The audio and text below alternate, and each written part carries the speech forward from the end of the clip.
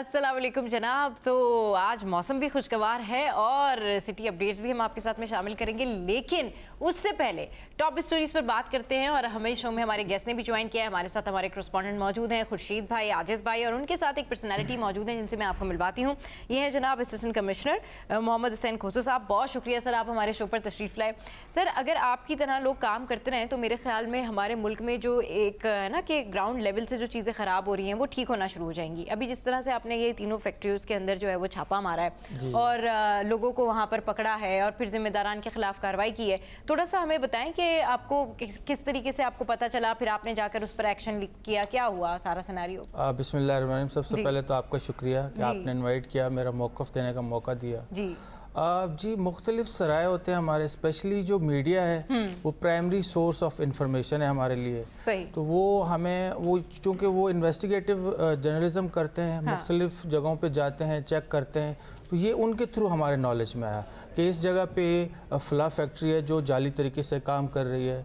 तो इस तरह मीडिया के दोस्तों ने मुझे बताया, फिर हमने मीडिया के दोस्तों को साथ लिया, उनकी निशानदेही पे हम जाके वहाँ हमने साइट को ऑब्ज़र्व किया और वहाँ चेक किया कि इस तरह की चीज़ है या नहीं। तो हमने देखा कि बिल्कुल ऐसा ही था, जो इन्फॉर्मेशन मिली थी हमें वो बिल्कुल दुरुस्त थी। अच्छा। जी।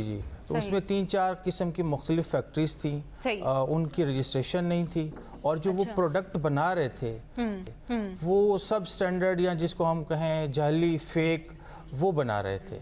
अच्छा। जी। सही। तो उस पर फिर हमने कार्रवाई की, उनको अरेस्ट किया, उनके जो मैनेजर्स हैं फैक्ट्री को सील किया और उनको अभी तक हमने जो है वो बंद रखा हुआ है। अच्छा, बंद रखा हुआ है। ये इस तरह की ना एक ये कोई अब चलें, ये तो आपने एक अच्छा क्रैकडाउन किया, इन फैक्ट्रियों को सील किया।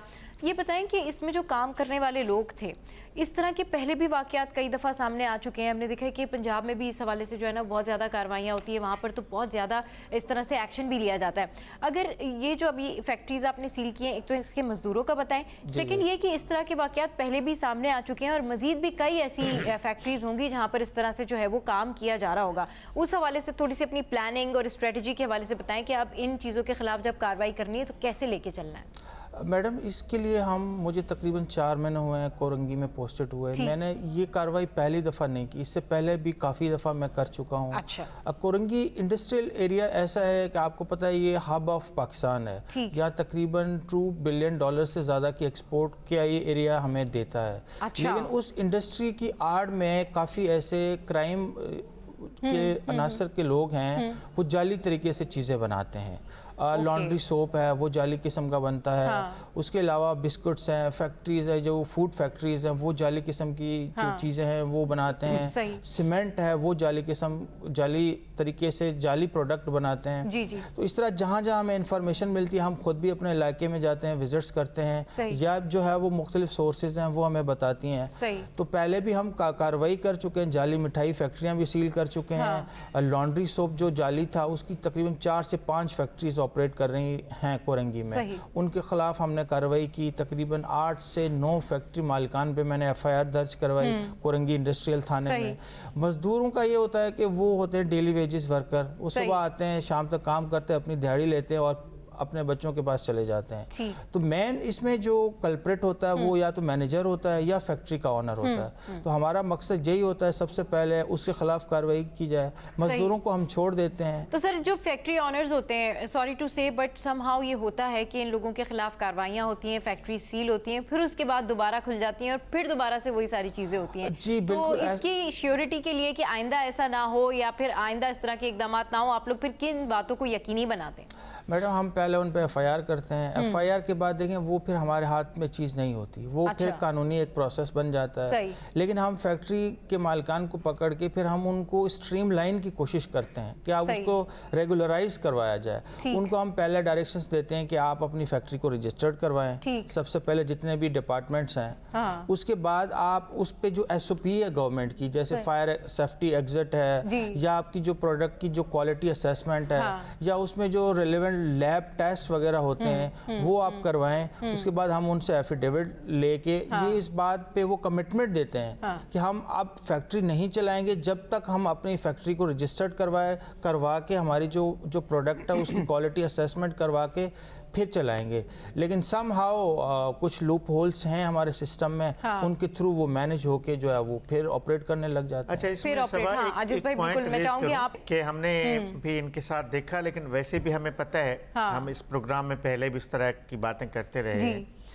ये तो एक अच्छे अफसर आए, इन्होंने अपना दिखाया, पॉइंट ऑफ व्यू दिया। वैसे इनकी जिम्मेदारी भी बनती है, जो एरिया का असिस्टेंट कमिश्नर होता है या ज़िले का डिप्टी कमिश्नर होता है, इनकी बेसिक जिम्मेदारी में ये बात शामिल भी है कि ये किसी इलाके में ऐसी चीज़ जो इंसानों के लिए ख़तरनाक है, जो इंसानी ज़िंदगियों के लिए खतरा, देखें ना जो चीज़ें इन्होंने बताई।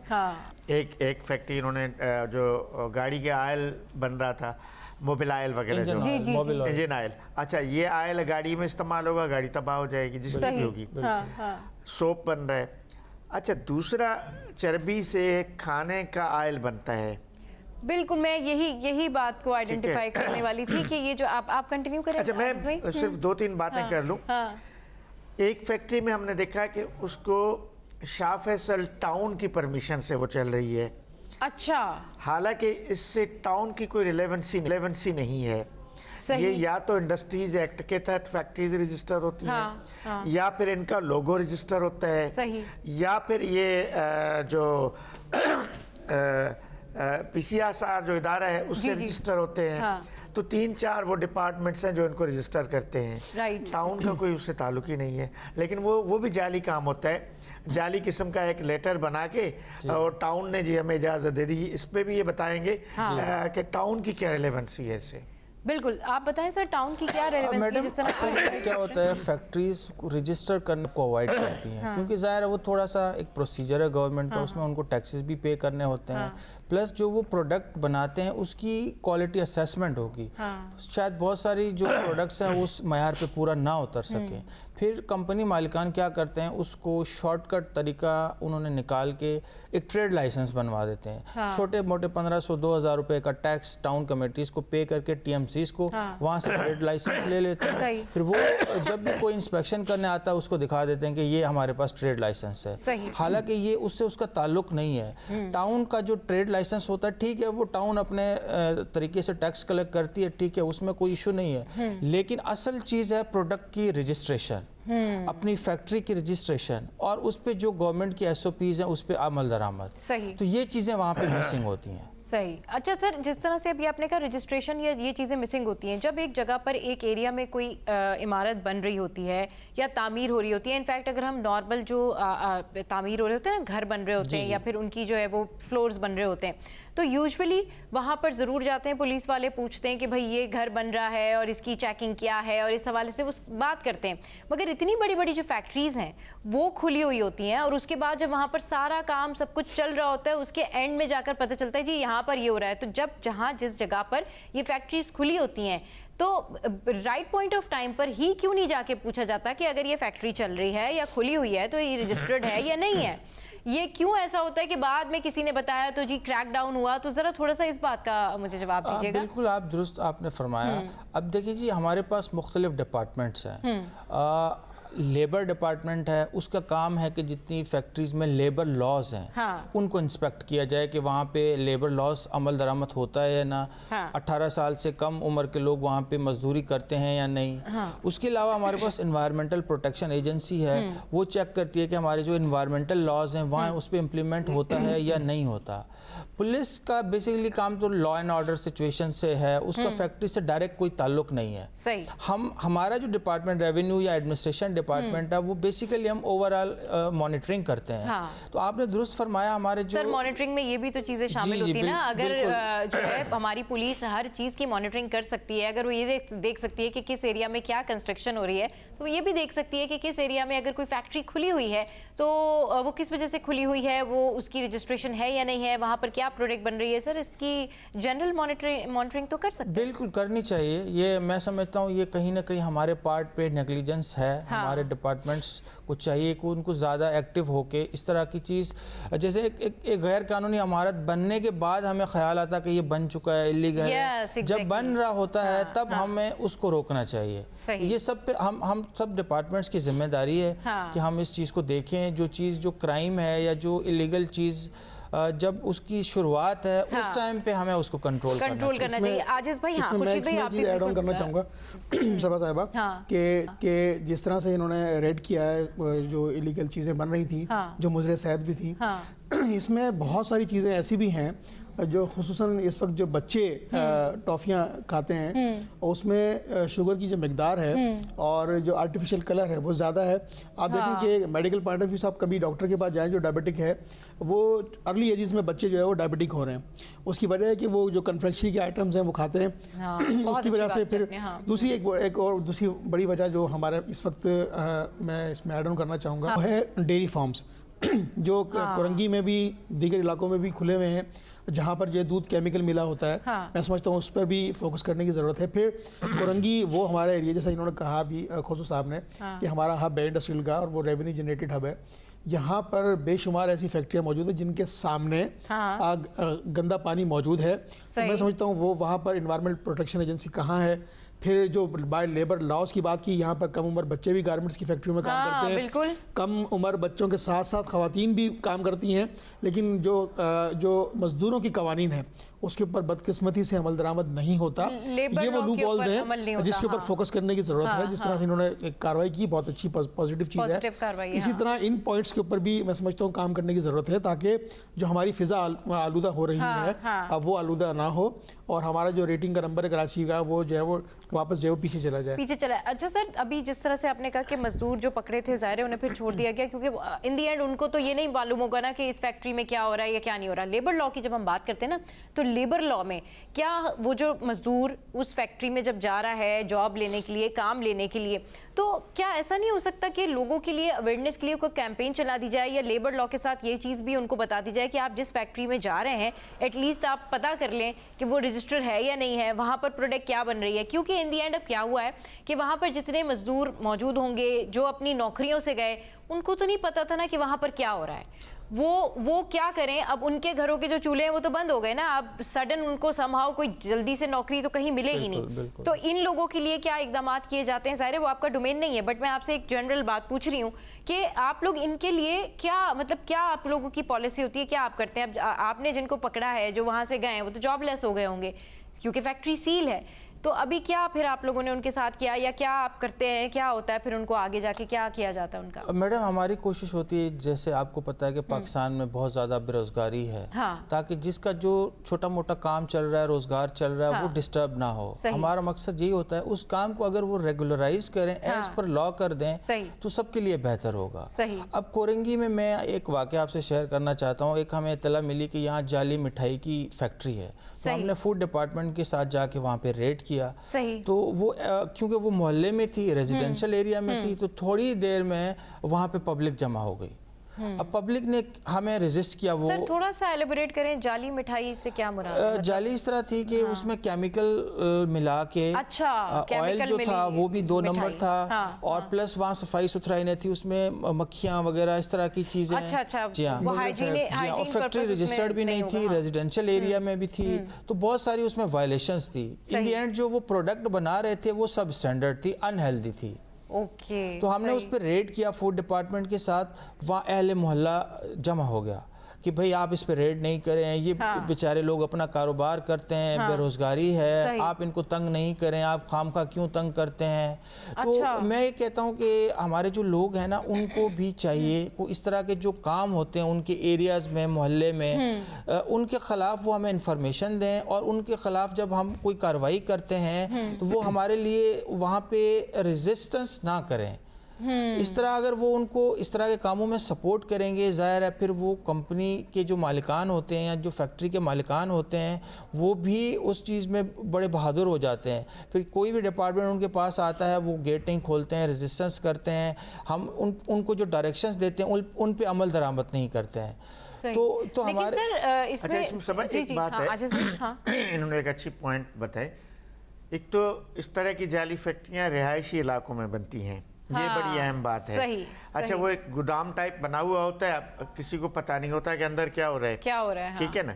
जैसे हमारी इमारत है ना, अब किसी को बाहर क्या पता, हम तो खैर चैनल है, सबको पता है चैनल है, जी, जी। लेकिन इस तरह की फैक्ट्रियां, एक तो लोग शेल्टर लेते हैं रिहायशी इलाकों का, वहाँ शेल्टर लेके इस तरह का काम करते हैं, बाहर से गोदाम लग रहा है, अंदर कुछ और हो रहा है। और दूसरा, खाने पीने की चीज़ें ज़्यादा बनती हैं इसमें, जैसे खुर्शीद ने भी कहा, खुशू साहब ने भी कहा जी, जी, जी। कि ये टॉफ़ीज़, ये बिस्किट्स, मिठाइयाँ, ये सारे देखें, इसका अहम पहलू तो ये है, इसको हम आम इंसान इस्तेमाल करते हैं ना, ये तो इंसानी जिंदगियों से खेलने के मुतरादिफ है बेसिकली। ये तो आप लोगों की जानों के साथ खेल रहे हैं। मतलब ये कारोबार अगर बंद हो रहा है तो लोगों को ये ठीक कह रहे हैं कि अवेयर होना चाहिए कि ये हमारे लिए हो रहा है, हमारे लिए। अगर इंतजामिया, अगर गवर्नमेंट की मशीनरी कोई काम कर रही है तो बेसिकली तो इंसानों की जानें बचाने के लिए ये काम हो रहा है। ये सब स्टैंडर्ड जो चीज़ें बन रही हैं मार्केट में, लेकिन हर चीज़ आपको कुछ अर्सा कबल हमने इसी प्रोग्राम में बात किया था, कॉस्मेटिक्स की एक फैक्ट्री यहाँ उस पर छापा लगा था, वो पकड़ी गई थी। तो ये सारी चीज़ें जो जितनी भी बनती हैं, ये बुनियादी तौर पे तो इंसानों के खिलाफ हैं। मेरा ख्याल है कि ये कोरंगी में, अब चूंकि हम बात आज कोरंगी की कर रहे हैं, कोरंगी में एक पूरा माफिया का शक्ल है इन चीज़ों के लिए। हाँ, आप हाथ इन्होंने तो हिम्मत की है, हाथ डालेंगे ना उस अफसर के खिलाफ, उस रियासती मशीनरी के खिलाफ भी लोग उठ खड़े हो जाते हैं, भड़काते हैं लोगों को कि भाई उठो, मुजाहरा करो, ये करो, जैसे ये बता रहे हैं, रेजिस्टेंस करते हैं लोग। लोगों को पता ही नहीं होता कि पसे पड़ना क्या है। मेरे खिलाफ काफ़ी लोगों ने कैंपेन की। अच्छा। जी, उसी फैक्ट्री मालिकान ने जो है वो कमिश्नर साहब को मेरी शिकायत की, इन राइटिंग चीफ सेक्रेटरी को शिकायत की। तो कमिश्नर साहब ने फिर क्या कहा? कमिश्नर साहब ने जाके जब उन्हें बताया कि भाई ये तो मेरे खिलाफ कैंपेन चल रही है, कमिश्नर साहब ने इंक्वायरी की एज पर लॉ। जब मेरे पास एविडेंस था, जाहिर है मैं इस तरह तो नहीं कार्रवाई कर सकता, एविडेंस था, मैंने जब वो एविडेंस प्रोड्यूस किया तो कमिश्नर साहब सेटिस्फाइड हो गए और उन्होंने कहा आप अपनी कार्रवाई एज पर लॉ जारी रखें। तो इस तरह करते हैं लोग, प्रोटेस्ट कर देते हैं, हमारी गाड़ी या लोगों के सामने वो धरना लगा के वो रोड ब्लॉक कर देते हैं, या कभी कभी इस तरह होता है कि 20-30 अफराद का जत्था लेके हमारे ऑफिस के गेट के आगे प्रोटेस्ट करते हैं। वो मुख्तलिफ तरीके यूज करते हैं, तरीके से जी वो इस तरह से प्रोटेस्ट करते हैं। वो प्रेशर टैक्टिक्स होती है ना। बहुत शुक्रिया खुर्शीद भाई, बहुत शुक्रिया सर, आप हमारे साथ शो पर आए। मोहम्मद खुशू साहब और आजिज भाई, आपका शुक्रिया। तो जनाब, जब इस तरह की कार्रवाइयाँ होती हैं फूड सेफ्टी की, तो वो आपकी सेफ्टी के लिए होती हैं, उससे आप ही की ज़िंदगी बेहतर होगी। इस तरह के प्रोटेस्ट ना किया करें। शो में या वक्त एक ब्रेक का, ब्रेक के बाद जब वापस आएंगे तो फिर करेंगे ढेर सारी बातें। आपने कहीं नहीं जाना, हमारे साथ रहना। Stay with us, keep watching city at 10।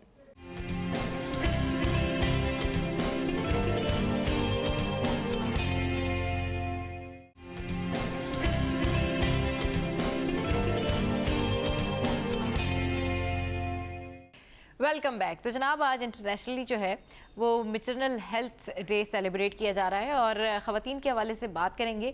लेकिन इसमें एक सबसे पहले जब मैं अपने गेस्ट को इंट्रोड्यूस करवाऊँ तो उसमें सबसे पहले जो मैं ये बात ज़रूर शेयर करना चाहूँगी कि हमारी ख़वातीन सोसाइटी की जिस प्रेशर में रहती हैं या जिस सराउंडिंग में वो रहती हैं, वहाँ पर बहुत सारी ऐसी चीज़ें होती हैं जो वो अपनी मनमानी से कर लेती हैं। वो प्रेशर ले लेती हैं जो प्रेशर उनको नहीं लेना चाहिए, और जिस बात पर उनको डट जाना चाहिए उस बात पर डटती नहीं है।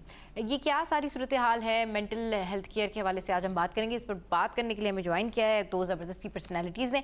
हमारे साथ हैं डॉक्टर अरीज हारून जो कि जनरल फिजिशियन भी हैं, इसके अलावा जो है वो कंसल्टेंट हैं, फिर consultant sonologist, member American college of lifestyle medicine से भी हैं। इसके अलावा हमारे साथ है प्रोफेसर डॉक्टर रुबीना ताहिर जो कि गायनेकोलॉजिस्ट हैं। अस्सलाम वालेकुम, वेलकम टू द शो। कैसे हैं आप लोग?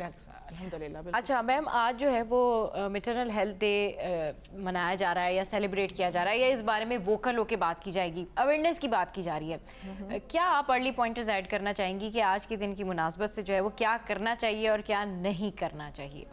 देखो, जो आपकी टारगेट पॉपुलेशन है ना, उसको पता होना चाहिए कि प्रेगनेंसी कब होनी चाहिए, उसके बीच में कितना वक्फा होना चाहिए, माँ किस तरह अपनी केयर करनी चाहिए ड्यूरिंग प्रेगनेंसी, किस तरह उसका फॉलोअप होना चाहिए, फिर डिलीवरी के दौरान कौन सी प्रिकॉशंस हैं जो लेनी चाहिए, आफ्टर डिलीवरी उसको किन किन प्रॉब्लम्स का सामना करना पड़ सकता है। तो इन सब के लिए पहले से उसे तैयार करना चाहिए। पहले से तैयार करना चाहिए। लेकिन आपके पास बहुत सारे ऐसे केसेस आते होंगे कि एक खातून है जिनका एक बच्चा जो है वो शादी के बाद पैदा हुआ और फिर फौरन से उसके 1-1.5 साल बाद जो है वो दोबारा एक और बेबी और फिर वो बेबीज तो आप क्या फिर उनको सजेस्ट करती हैं कि आप अपनी हेल्थ केयर मतलब अपनी हेल्थ को कैसे मेंटेन कर सकते हैं, कैसे आप जो है अपनी लाइफस्टाइल बेहतर बना सकते हैं?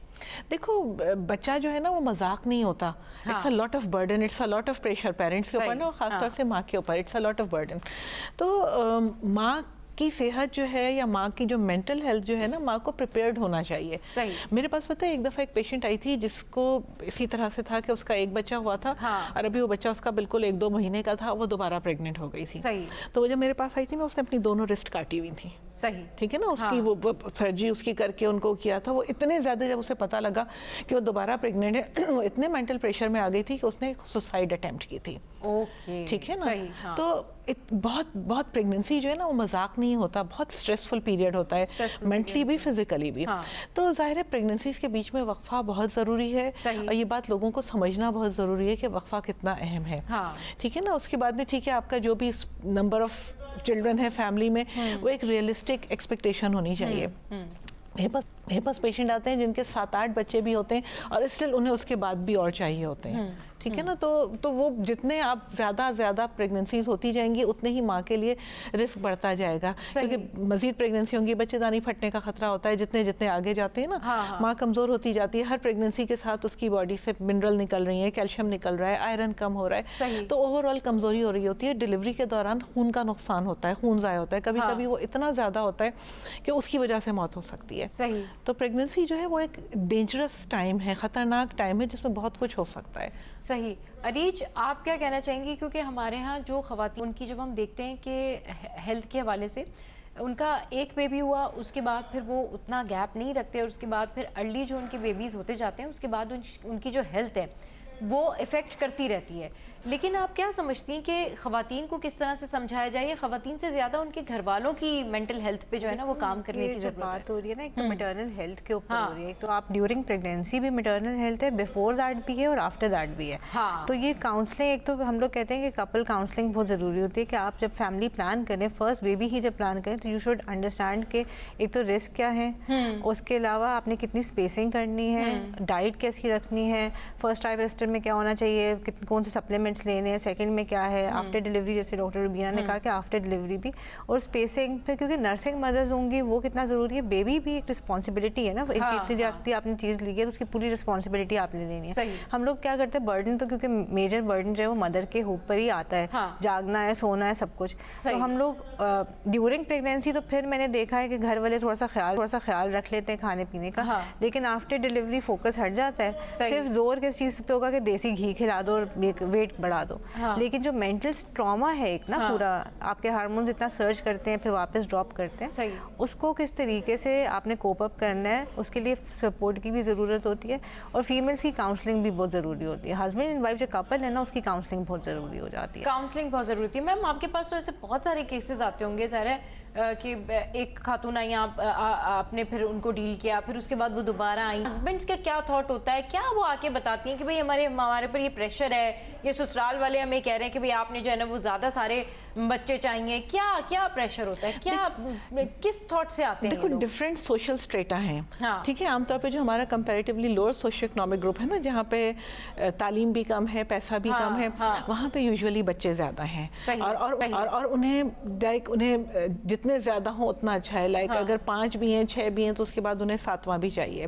और एक चीज़ मैंने देखी है कि लड़के ज़्यादा चाहिए होते हैं। तो अगर कोई आया है जिनके 3 बेटियां हैं और 2 बेटे हैं, तो उन्हें और बेटे चाहिए होते हैं। तो उसके चक्कर में भी वो मुस्तकिल प्रेगनेंसीज करते रहते हैं कि बेटों की तादाद बढ़ जाए, क्योंकि वो एक शहर कॉन्सेप्ट होगा ना कि शायद वो कमा के लाएंगे जब बड़े होंगे। तो अच्छा, ये देखा है मैम कि अगर किसी के जो है ना वो 3, 4, 5, 6 बेटियां हैं शुरू में, या 3 बेटियां हैं या 2 बेटियां हैं, तो वो उस चक्कर में जो है ना वो ज़रूर उनके बेटे की ख्वाहिश की वजह से उनके जो बच्चे हैं उनकी तादाद जो है वो इंक्रीज़ होती रहती है। तो ये इस कॉन्सेप्ट से आप क्या कहती हैं लोगों को जब वो आपके पास आते हैं? तो देखो आजकल मतलब बेटियों को आप बेटों की तरह पालो, लेकिन अनफॉर्चुनेटली बहुत सारी जगहों पे ऐसा नहीं होता, वरना ये डॉक्टर हैं, आप काम कर रही हैं, हम काम कर रहे हैं ना, तो बेटियां जो हैं जो चाहें कर सकती हैं, इतने सारे रिस्पेक्टेबल प्रोफेशंस हैं जो आप अडॉप्ट कर सकते हैं। बच्चों को पढ़ाएं लिखाएं, वो बेटों से ज्यादा आमतौर पर माँ बाप का ख्याल करती हैं। जनरली तो यही देखा गया, जनरली तो यही। बेटे तो फिर भी नहीं करते। मैं तो इस पर कहती हूँ कि मेरे पास जो आती भी है ना, वो भी बहुओं से करार होते हैं, यानी कि किसी की बेटी से ही। तो बेसिकली ये जो नर्चरिंग की नेचर होती है ना, एक फीमेल के अंदर अल्लाह ताला ने रखी है, औरत के अंदर रखी हुई है कि वो किसी चीज़ को नर्चर करती है। आप चाहे वो अपने ससुरालियों का ख्याल रखे, अपने पेरेंट्स का रखे, अपने बच्चों का, ये नेचर ये ह्यूमन में नहीं है, आदमियों के अंदर ये नहीं होती।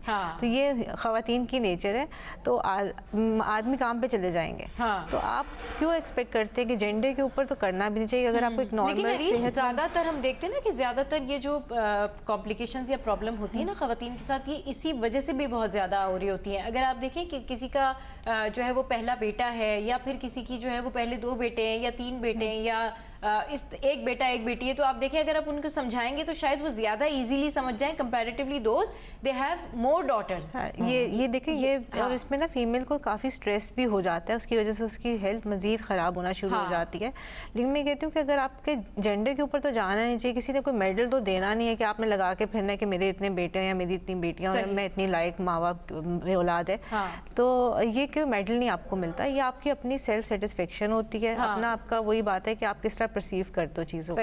इसके लिए वही बात आ जाती है कि हम लोग फर्स्ट काउंसलिंग के लिए बुलाते हैं, उसी पे हम ये कहते हैं क्योंकि आपने जेंडर को नहीं देखना। बिकॉज मैं अल्ट्रासाउंड करती थी तो I have seen so many abnormalities. तो मैं कहती अगर आपको एक मुकम्मल सेहतमंद बच्चा मिल रहा है तो उससे बड़ी कोई नेमत नहीं है। और माँ जो होती है उसके लिए तो आई थिंक औलाद सब बराबर होती है। बेसिक जो है ना वही होते हैं, सोशल इन्फ्लुएंसेस होती हैं हमारी जो डिस्टर्ब करती है, मदर का मेंटल हेल्थ भी ख़राब होती है। फिर वही बात है कि अगर किसी की 2-3 बेटियां होंगी तो उसके ऊपर काफ़ी सारे लेबल्स भी लग जाते हैं। तो ये चीज़ मेरे ख्याल से सोसाइटी एज अ सोसाइटी हमें चेंज करनी है। सोसाइटी के तौर पर जो है ना, सोसाइटी का जो प्रेशर है वो चेंज करना चाहिए। चलिए जी, शो में या वक्त एक ब्रेक के बाद जब वापस आएंगे तो डिस्कशन को आगे बढ़ाएंगे। स्टे विद अस।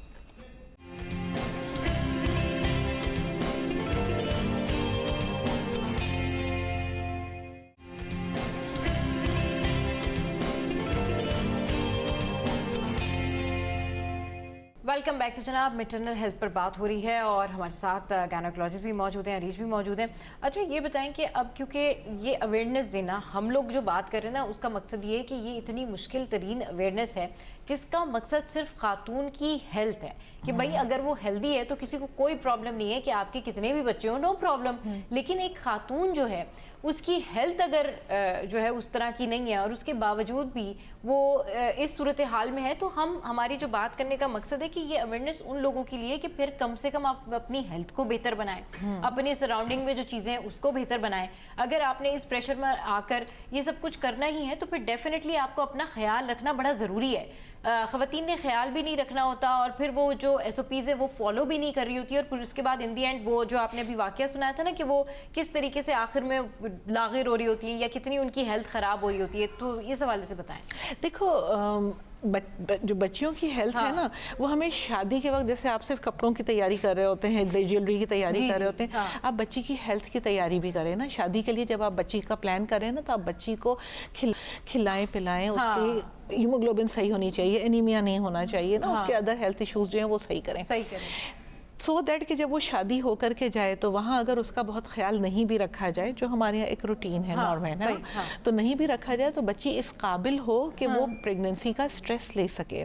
उसके बाद में फिर जब प्रेगनेंसी हो जाए, बच्ची को खुद इतनी अकल हो, इतनी समझ हो कि उसको प्रेगनेंसी के दौरान भी दूसरों का इंतज़ार नहीं करना है कि कोई दूसरा उसे खाने को देगा तो वो खाएगी, या कोई दूसरा उसका ख्याल रखेगा तो वो डॉक्टर को दिखाएगी। उसे अपना ख्याल खुद रखना है, सही, ठीक है ना। और उसके बाद में फिर जैसे जैसे आप टाइम गुजरता जाए वो अपना खुद ख्याल रखे, बच्चे के लिए उसको जो हेल्प चाहिए। हमारे मसला ये है ना कि हम बिल्कुल 16 साल की उम्र में हम कहते हैं जी शादी कर दें, ठीक है। उसको वो बच्चियाँ खुद बच्चियाँ होती हैं, वो एक और बच्चे की केयर क्या करेंगी, उन्हें अपनी केयर करनी नहीं आती। तो इसलिए थोड़ी सी मेच्योरिटी, मेंटल मेच्योरिटी बच्ची को चाहिए होती है। तो बहुत अर्ली जो मैरिजेस है ना वो बहुत अच्छी नहीं है। एटलीस्ट 20 साल की उम्र तक, 22 साल की उम्र तक आप जाने दें, उसके बाद में फिर उनकी शादी करें। यहाँ पे तो 14-15 साल की उम्र में शादी कर देते हैं और उसके बाद में हर साल बच्चा 26 साल की उम्र तक जो है ना वो देखने में भी लग रहा होता है कि शायद वो 50 साल की औरत है, इतनी वो वर्न आउट हो जाती है। ये जो चीज़ परफेक्ट कहते हैं ना, परफेक्ट फैमिली, परफेक्ट कपल, आपकी नज़र में आप क्या उसको असिस्ट करती है? क्या आपके दिमाग में कैलकुलेशन होता है कि ये हो सकता है? देखो परफेक्ट तो कुछ भी नहीं होता, तो अल्लाह की ज़ात है। जनरल देखो एक कपल अगर अंडरस्टैंडिंग है ना हेल्थ वाइज, ये एक तो मैं इस चीज़ पे ख़वातीन से बहुत नाराज़ होती हूँ कि अपने आप को प्रायोरिटाइज नहीं करती।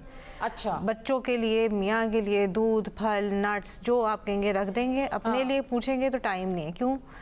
हम लोगों को ना एक तो ये इमोशनल और फाइनेंशियल डिपेंडेंसी जो है ना हमारी ख़वातीन की, कि मियाँ खाएगा तो मैं खाऊंगी, मियाँ खुश होगा तो मैं खुश होंगी, मतलब ये इमोशनल डिपेंडेंसी इतनी ज़्यादा है कि उसकी वजह से हम लोग ज़्यादा ख़राब हो जाते हैं। तो ये जो अगर मेरे ख्याल से दोनों बैलेंस में होना तो तब परफेक्ट कपल। एक मिनट, एक कॉलर ने हमें ज्वाइन किया है, उनसे बात करते हैं। अस्सलाम वालेकुम, कौन बात करे, कहाँ से? वालेकुम अस्सलाम, कैसे हैं? सवाल यही बात कर। मैं बिल्कुल ठीक ठाक, आप बताइए। पहले तो दोनों मेहमानों को सलाम हो, और यकीनन कौन इनकार कर सकता है औरत की वजूद से, और औरत कहते हैं ना वजूद रन से कायनात में रोशन, रन तो इन्हीं औरतों से ही आप लोगों से है। लेकिन अल्हम्दुलिल्लाह मैं समझता हूँ कि आज पाकिस्तान की औरत जो है, नायला कियानी जैसी और जो टॉपेस्ट माउंटेन पे भी चढ़ चुकी हैं और बहुत सारी फील्ड्स के अंदर है। अच्छा, क्योंकि बात माँ की हो रही है तो माँ definitely we should pay respect to every women. मेरी नजर में कोई भी हो उसको रेस्पेक्ट देना बहुत जरूरी है। माँ ही नेशन अच्छी बनाती है ना। अगर माँ सेहतमंद हो नेशन अच्छी होती है। मेरे दो सवाल है। एक सवाल तो डॉक्टर रुबीना से है, स्पेशली क्योंकि वो बड़ा कंसर्न सवाल है, नॉर्मली होता है। डॉक्टर साहब आप गायनाकोलॉजिस्ट हैं, डेफिनेटली आपके पास खवातीन आती हैं तो अक्सर ये प्रॉब्लम होती है कि आजकल ये मशहूर हो जाता है कि भाई ये जो है ना डॉक्टर जो है ना सी सेक्शन करेगी, ऑपरेट नहीं करेगी, नॉर्मल को डरा के आपको सी सेक्शन पे ले जाएगी। इस बार ये बात है, ये सही है या गलत है, इस बारे में भी फरमाइएगा। और एक सवाल मेरा ये, देखें अब हमें ये रियलाइज करना चाहिए कि हमारे यहाँ औरतों को बहुत क्वेश्चन मिल गया, स्पेस मिली है, क्योंकि आप मेडिकल कॉलेज में देखें लड़कियों की तादाद ज्यादा है, आप अपनी मीडिया की फील्ड में देखें ऑलमोस्ट सारी मॉर्निंग शो एंकर भी आप हैं, तो इसको हमें रिकॉग्नाइज जरूर करना चाहिए, हमें इसको अप्रिशिएट करना चाहिए, ना कि हम हर वक्त रोते रहें।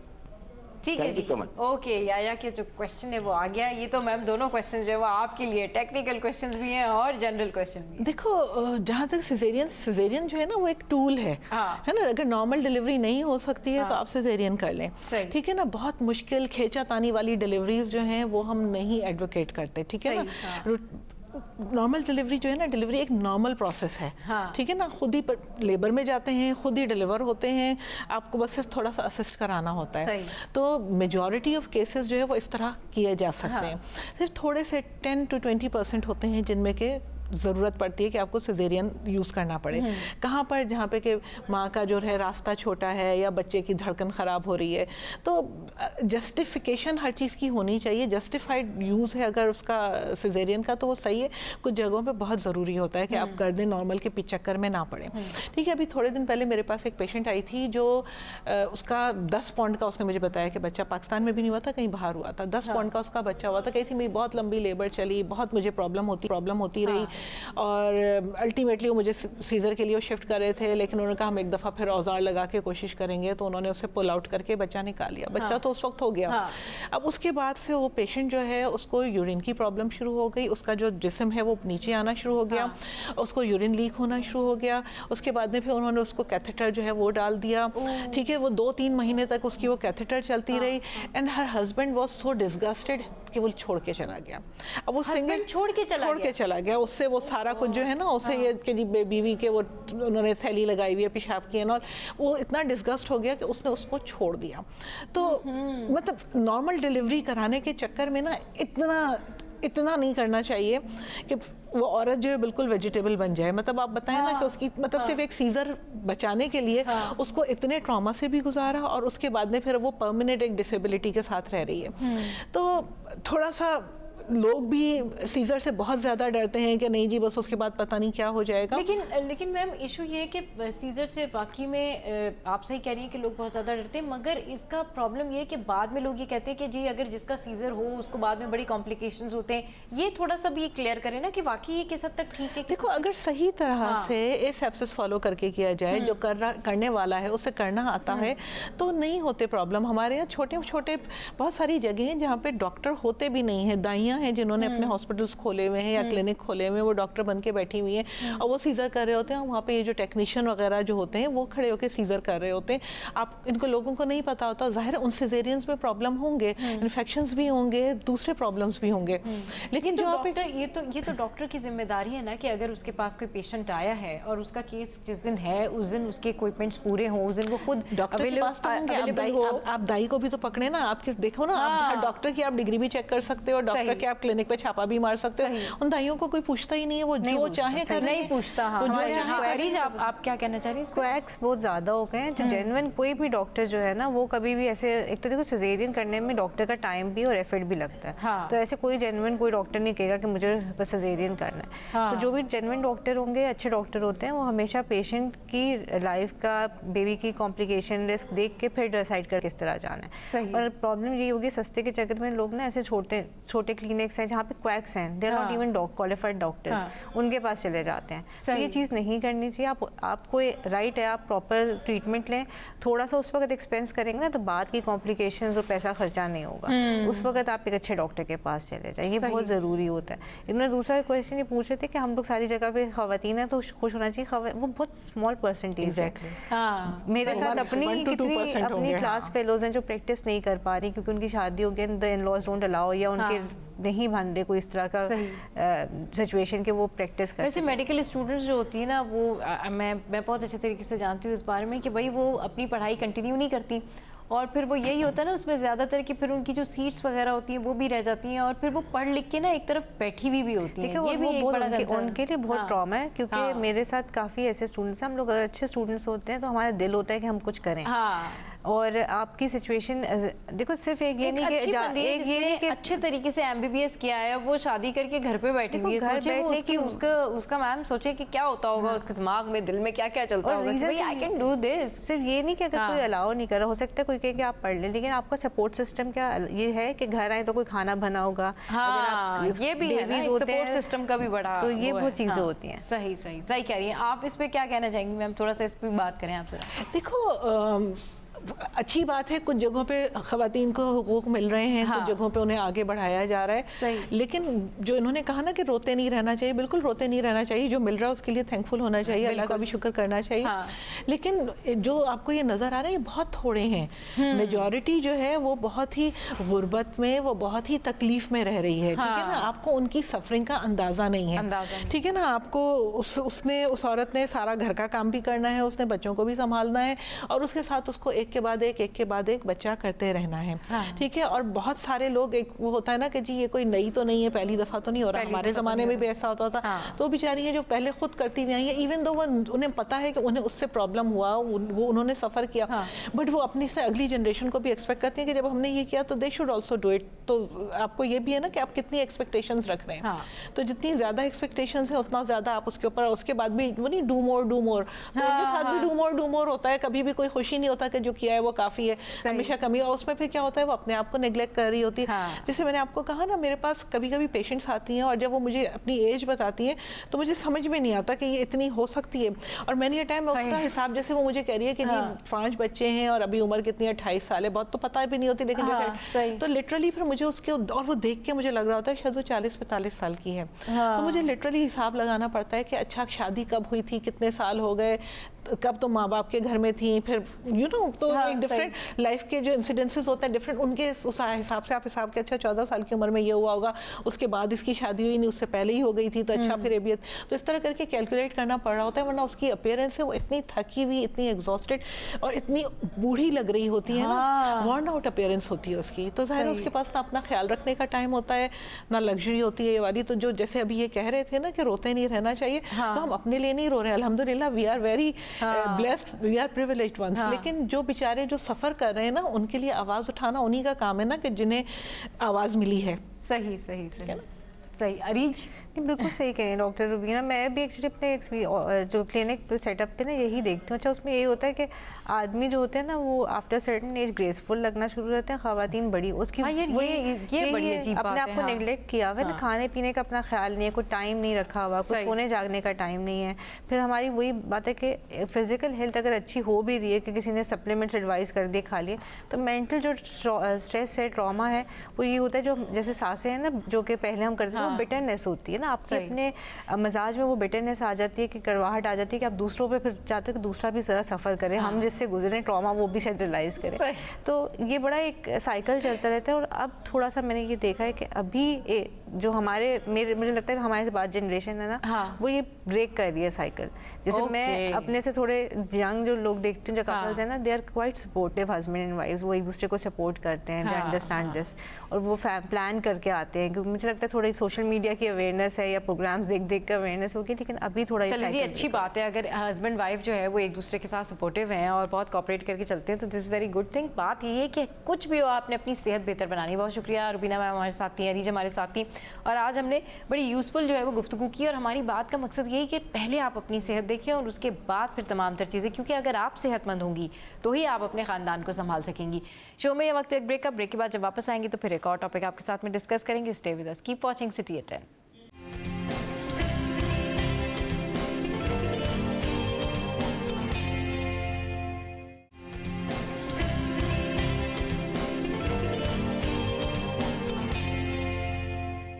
Welcome back. तो जनाब एक और टॉपिक हम डिस्कशन में लेकर आएंगे, और वो टॉपिक ये है कि मियाँ बीवी में एतमाद का रिश्ता जो यहाँ बिल्कुल होना चाहिए, लेकिन ये ट्रस्ट जो है कब ख़राब होना शुरू होता है, और ये जो आपस का ताउन है इसमें क्या चीज़ें ऐसी इन्वॉल्व हो जाती हैं कि हम देखते हैं कि लोग आपस में लड़ना झगड़ना शुरू कर देते हैं, एक दूसरे से दूर जाने के बहाने तलाश करना शुरू कर देते हैं। इस पर बात करने के लिए हमें ज्वाइन किया है नजमा आदम ने, और ये ऑक्यूपेशनल थेरेपिस्ट भी हैं, एजुकेटर हैं, और साउथ सिटी हॉस्पिटल से इनका ताल्लुक है। अस्सलाम वालेकुम, वेलकम टू द शो। कैसी हैं आप? वालेकुम अस्सलाम, मैं बिल्कुल ठीक हूँ, आप कैसी हैं? मैं बिल्कुल ठीक ठाक।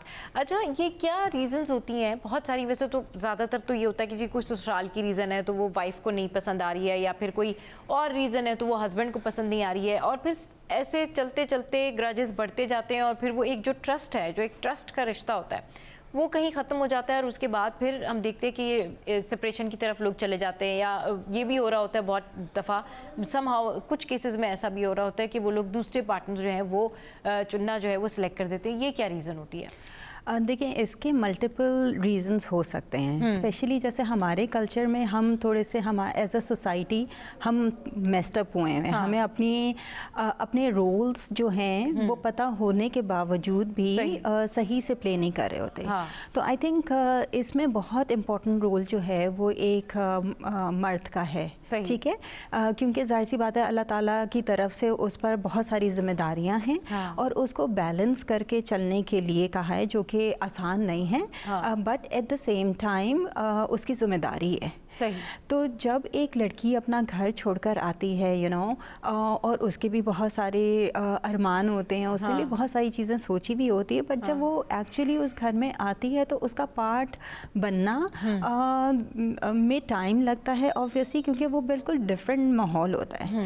लेकिन घर पे उसको भी माँ बाप ने छत दी हुई होती है, खाना पीना उधर भी मिल रहा होता है, तो चाहे अच्छा हो बुरा हो, मिडिल क्लास के हो या किसी भी क्लास से बिलोंग करते हैं, वो उसकी नहीं होती, वो एक नया रोल में आ रही होती है एज अ वाइफ, और हस्बैंड को चाहिए कि और उसकी फैमिली को चाहिए कि वो अकोमोडेट करें उसको, एंड ओपन कम्युनिकेशन रखें, उसको थोड़ा सा फ्रीडम दें, उसके पास कुछ चॉइसेस हो, ताकि वो जो है आहिस्ता आहिस्ता, समटाइम्स ये होता है हमारे यहाँ ज़्यादातर अरेंज्ड मैरिजेस होती हैं, या इवन अगर फैमिली में भी होती है तो समटाइम्स आपस में कम्युनिकेशन नहीं होती है, दूसरे का पता नहीं होता कि दूसरे की नेचर कैसी है, पर्सनैलिटी कैसी है।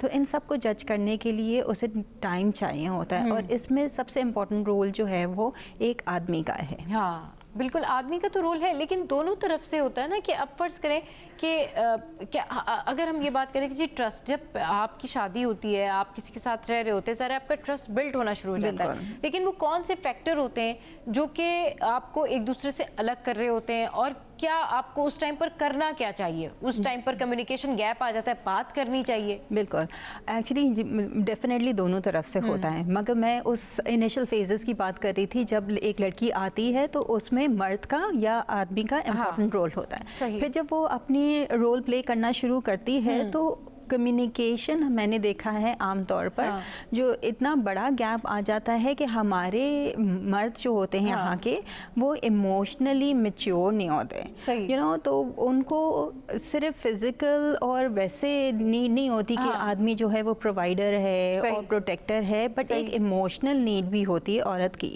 तो जब वो फुलफिल नहीं हो रही होती है तो वो जो ट्रस्ट होता है या वो जो गैप होता है वो बार बार आती है उसे कम्युनिकेट करने के लिए, वो उसको इग्नोर कर देता है। समटाइम्स वो उसको यू नो वैल्यू नहीं दे रहा होता उस बात को, या उसे वो छोटी सी बात लग रही होती है कि ये औरतों की यू नो मे बी आपस की बात है, या वो एस्केप चाह रहा होता है कि मैं थक कर आया हूँ और मुझे टीवी देखनी है और ये करना है।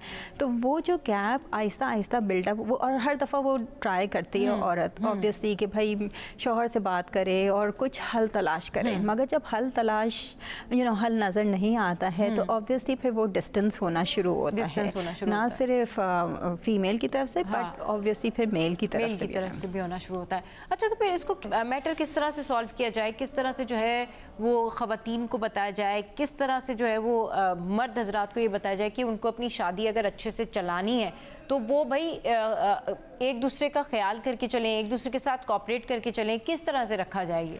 देखिए, सबसे इम्पॉर्टेंट चीज़ जो है वो कम्युनिकेशन है। सही। जब तक कम्युनिकेशन नहीं होगी ना, समटाइम्स कुछ अब्यूज़ ऐसे होते हैं जो नज़र नहीं आ रहे होते। यू नो, एक तो आदमी फिज़िकली लाउड है या वो बहुत ज़्यादा जो है अब्यूसिव लैंग्वेज यूज़ कर रहा है, तो आपको पता चलता है कि जी ये अब्यूज़ है।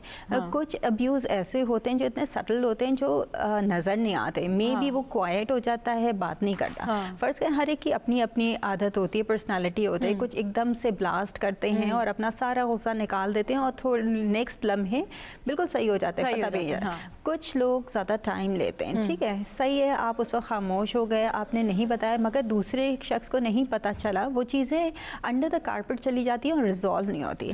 जब वो रिजॉल्व नहीं होती और उस पर बात नहीं होता, 5 दिन बाद भी नहीं पता कि किस बात पे खामोशी इख्तियार की थी उस शख्स ने, तो आप को हल नहीं मिलता है। मतलब वो चीज़ें रिजॉल्व होना ज़रूरी है और कम्युनिकेट होना ज़रूरी है। सही कह रही है, वो चीज़ें रिजॉल्व भी होना ज़रूरी है, वो चीज़ें कम्युनिकेट होना ज़रूरी है, बड़ा ज़रूरी होता है, क्योंकि कुछ पार्टनर्स ऐसे होते हैं कि वो दिल में बातें रखते हैं या एक दूसरे को पॉइंट आउट करते रहते हैं, एक दूसरे की याद ध्यान नहीं रखते हैं, इसने यहाँ पर ये ऐसे गलत किया, लेकिन वो एक दूसरे से कम्युनिकेट नहीं करते, वो एक दूसरे से बात नहीं करते। बात करना बड़ा ज़रूरी है। ये कब होता है जब आप बात करना बंद कर देते हैं? ये कब सिचुएशन आती है जब आपको लगता है बात करने का कोई फ़ायदा नहीं? एक्चुअली औरत की तरफ से ये होता है कि वो बार बार ट्राई कर रही होती है, मगर मर्द की तरफ से उसका कोई हल नहीं मिल रहा होता उसे। और समटाइम्स ये होता है कि you don't even realize it कि कब ये चीज़ आई, और वो इतने एंड तक पहुंच जाती है ना कि वो गिव अप कर देती है कि ओके अब कोई फ़ायदा नहीं है इसका। तो वो डिपेंड करता है सिचुएशन पे और बात क्या है, बट वो स्लोली एंड ग्रेजुअली बिल्ड होती रहती है और वो वही पैटर्न चलता रहता है, वही साइकिल के भाई नाराज़ हुए, बात नहीं की, फिर दोबारा से सही होगी सिचुएशन, लगा कि सही होगी, फिर दोबारा निकल आई, फिर होते होते होते होते कई साल निकल जाते हैं sometimes, you don't even realize it. और ज़ाहिर है बीच में बच्चे होते हैं, बहुत सारी और चीज़ें होती है, फैक्टर्स होते हैं, फाइनेंशियल है, there so many other things. तो एक पॉइंट आता है, हर एक का डिफरेंट हो सकता है कि उस वक्त औरत ये समझती है कि भाई अब फ़ायदा नहीं रहा बात करने का, यू नो। बिल्कुल। अच्छा जी, मखदूम ने भी हमें ज्वाइन किया है, और मखदूम क्यों आपने इतनी देर से हमें ज्वाइन किया है? कौन से ट्रैफिक में आप फंसे हुए थे, ये बताइए। पेशेंट्स के ट्रैफिक में। पेशेंट्स के ट्रैफिक में, जी जनाब। मखदूम जो है वो एक बहुत अच्छे डॉक्टर भी हैं और कुछ भी हो लेकिन अपने पेशेंट्स का हमेशा ख्याल रखते हैं। मखदूम, आज हम बात कर रहे हैं bonding between husband and wife. ये जो एतमाद का रिश्ता है, ये कितना मैटर करता है और ये कब शेक करना शुरू करता है? क्या ऐसी कंडीशन आती है कि हस्बैंड और वाइफ एक दूसरे से बात करना बंद कर देते हैं और उनको लगता है बस दिस इज़ द टाइम, अभी हमने एक दूसरे से कुछ डिस्कस नहीं करना। अच्छा, सबसे पहले तो बात ये है कि मियाँ एंड बीवी का जो रिश्ता होता है उसमें एतमाद सिर्फ ज़रूरी नहीं होता, बेहद ज़रूरी होता है। और दूसरी बात ये है कि क्यों ज़रूरी होता है, अगर इस पर हम लोग बात करें तो जब बंदा निकाहनामे पर साइन कर रहा होता है या फिर ज़ुबान से कबूल है का जो लफ्ज़ है वो अदा कर रहा होता है, दरअसल वो दिल और रूह का इकरार होता है कि भाई अब इसकी खुशी मेरी खुशी है, इसका गम मेरा गम है, हालात चाहे खुशी के हों, खुशहाली के हों, तंगदस्ती के हों, अब निभाना है, अब निभाना है, ये वाली बात होती है। लेकिन होता ये है कि कुछ इस तरह के जो इश्यूज हैं, मतलब काफ़ी सारे, क्योंकि हमारे यहाँ सोसाइटी में इस तरह से होते हैं, तो लोग सबसे बड़ी जो मिस्टेक करते हैं वो ये करते हैं कि भाई नाराज़गी हो गई और बंदा दूर हो गया, बातचीत नहीं हो रही, जबकि प्रॉब्लम्स जो सॉल्व होते हैं वो बातचीत करने से सॉल्व होते हैं, कम्युनिकेशन से होते हैं। कम्युनिकेशन गैप से आप नाराज़ होकर बैठ रहे हो, आप कोई बात नहीं मुझे आज भी बात नहीं करनी, आप बात नहीं कर रहे हो, इट मीन्स कि आप किसी और को मौका दे रहे हो अपने आप को रिप्लेस करने का। तो you should have to understand the fact कि भाई आपने करना क्या है, जब भी कोई मिसअंडरस्टैंडिंग होती है आपने बैठकर उसको सॉल्व करना है, क्योंकि मिसकम्युनिकेशन और कम्युनिकेशन गैप, ये दोनों वो चीज़ें जो आपकी मिसअंडरस्टैंडिंग को मजीद बढ़ा सकते हैं। बात आती है इस पे कि इसका पैमाना, एतमाद का पैमाना क्या होना चाहिए। तो मैं हमेशा ये वाली बात कहता हूँ कि इस चीज़ का कोई पैमाना नहीं है, आप जितना कर रहे हो उतना कम है, आप इसको मजीद बढ़ाओगे, जितना बढ़ाओगे, जैसे होता है ना, जितनी आप शक्कर डालते हो उतना वो मीठा होता है, तो आप जितना एतमाद करोगे ना वो उतना जो है ना आपके बॉन्डिंग को, आपके रिलेशन को, इस चीज़ को इतना स्ट्रॉन्ग कर रहा होता है। तो ये चीज़ें हैं, लेकिन कुछ ऐसी सिचुएशंस हैं जो मज़लूम ऐसा भी तो होता है ना, कहीं इस तरह से होता है कि अगर हस्बैंड जो है वो अपनी वाइफ के साथ लॉयल नहीं है और उसकी कहीं और इन्वॉल्वमेंट है, तो वो चीज़ भी तो फिर एतमाद के उस रिश्ते को शेक कर देती है ना। मैं पता है इस वाली बात पे आ रहा था कि आजकल हमारे पास एक अलार्मिंग सिचुएशन है।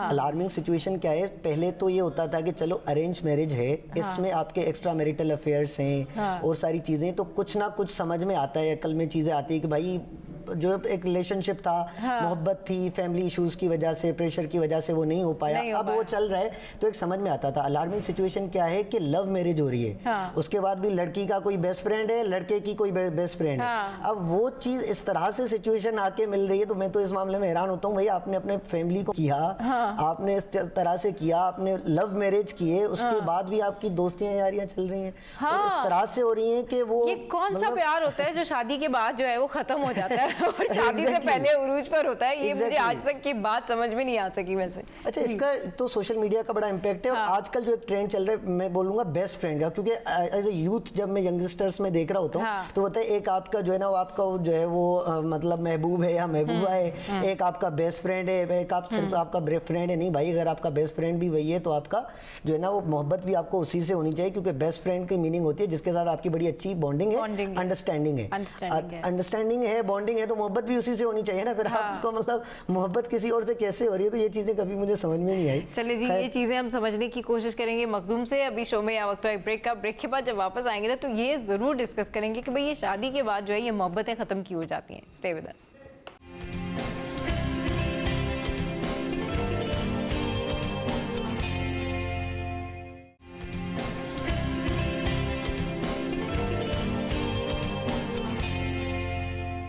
Welcome back. तो जनाब मखदूम हमारे साथ मौजूद है और हमारे साथ नजमा भी मौजूद है और आज हम यही बात कर रहे हैं कि भाई घर क्यों टूट जाते हैं, लोग एक दूसरे से क्यों रूठ जाते हैं। मखदूम ज़रा कुछ ऐड ऑन करें, मजीद आपको क्या क्या एस्पेक्ट्स लगते हैं कि भाई ये वजूहात होती है, लड़की की गलती होती है, ये लड़के की गलती होती है। अच्छा, सबसे पहले जो स्टार्टिंग मिसअंडरस्टैंडिंग की होती है, घर टूटने वाली बातें आती है, नाराज़गी की होती है, वो यहाँ से होती है कि एक दूसरे की मेंटालिटी को समझ ही नहीं पाते या समझने की कोशिश ही नहीं करते कि मर्द है तो वो अपनी बीवी से क्या चाहता है और बीवी है तो अपने मर्द से क्या चाहती है। तो ये अक्सर एक दूसरे के साथ टाइम स्पेंड नहीं हो रहा होता या फिर ग्राउंड फैमिलीज में जो इंटरेक्शन होता है, डिफरेंट इन्वॉल्वमेंट होती है लोगों की, तो उसकी वजह से ये चीज़ होती है।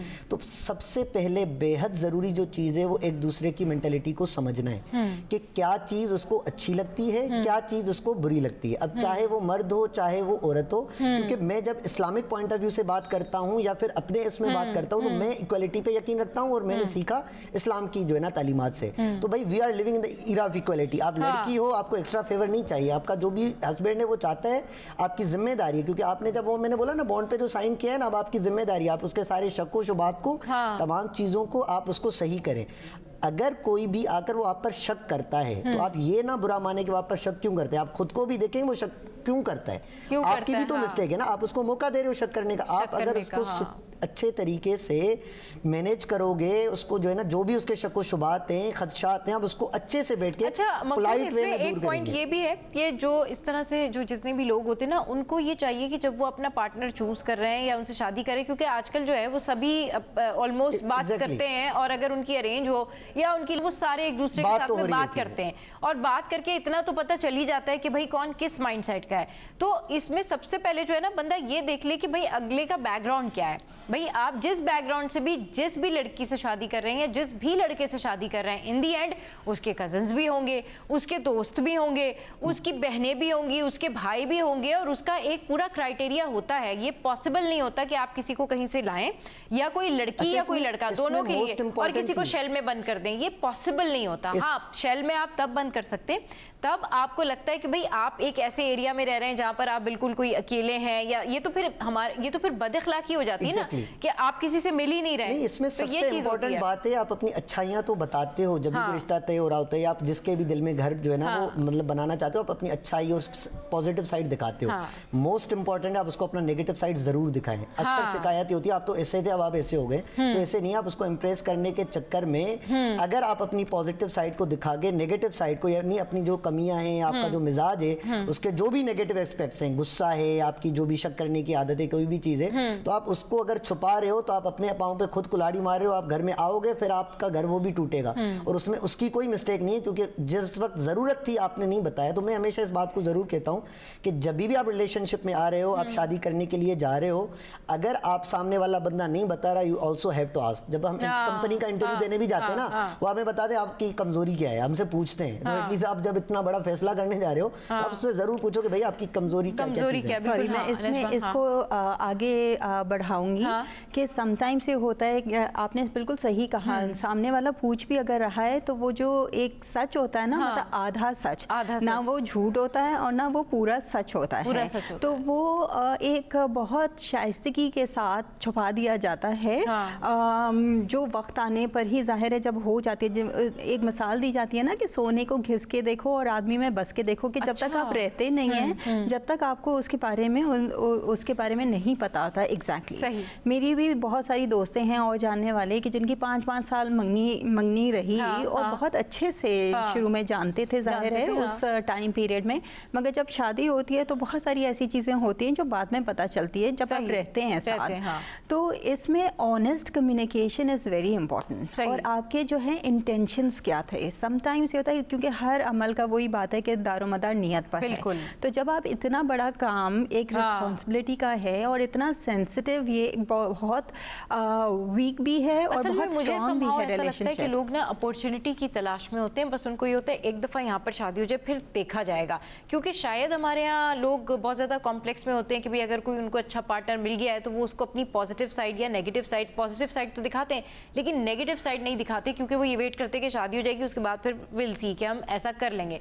बहुत शुक्रिया नजमा हमारे शो पे आई, मखदूम हमारे शो पर आए। जल्दी से सबसे पहले तो ये है कि पेरेंट्स को ये बात समझनी चाहिए कि अगर आप किसी की लव मैरिज में रुकावट बनते हो, 2 लोगों की नहीं, आप 4 लोगों की जिंदगी खराब कर रहे होते हो, क्योंकि जिससे लड़का शादी करेगा, जिससे लड़की शादी करेगी, वो उनके हुकूक पूरे नहीं कर पाएगा। दूसरी बात है कि अगर आप किसी भी वजह से एक मर्तबा इस स्टेज पर आ गए कि अब आप कबूल है भी बोल रहे हो, बॉन्ड पे साइन कर रहे हो, तो आपकी रिस्पॉन्सिबिलिटी है, फिर आप चाहे कुछ भी था पास में, अब जो बंदा आपके साथ है आप उसके हुकूक पूरे करें, उसको जो है ना उसके तमाम जो भी जो बंदा आपके साथ है आप उसके हुकूक पूरे करें, क्योंकि कल जो अल्लाह के सामने आपके उसका भी जो है ना वो सामना। शो का टाइम हो गया एंड अप, लेकिन हमारे जो पैनलिस्ट होते हैं ना वो इतनी ज़बरदस्त बातें करते हैं कि बातें हमारी चलती रहती है, लेकिन शो का टाइम हो गया एंड अप। हमारा शो कैसा लगा सोशल साइट पर आपने इसका फीडबैक देना है और आपने बताना है। अब ऐसे हंसते रहिए, मुस्कुराते रहिए और देखना मत भूलिए। Keep watching city theatre.